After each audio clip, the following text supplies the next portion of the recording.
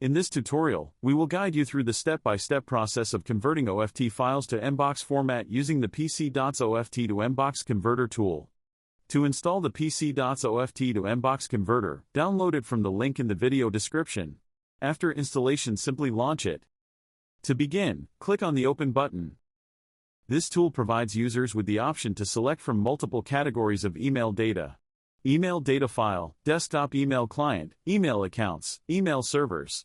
Further, each email category offers users a variety of file types. Navigate to the email data file, where users can view various file type options, including OST, PST, OLM, EML, MSG, OFT, and others.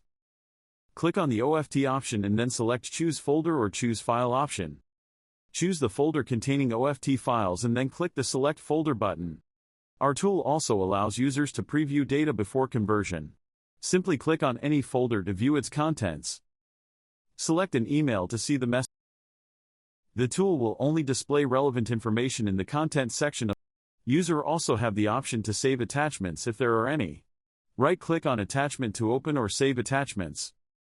Tool provides users with Open, Save and Save All option to save multiple attachments.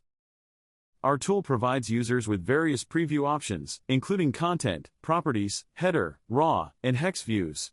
This tool provides users with two types of search options: folder search and advanced search. Let's see the advanced search option. Click on the magnifying glass icon. This option allows the user to search the entire Outlook data file, including contacts, calendar, and more, or you can also choose the options individually. To convert an OFT file to MBOX format, go to the Export option. Our tool supports multiple formats, including email files, document files, email services, and email clients. For this tutorial, let's select the MBOX option.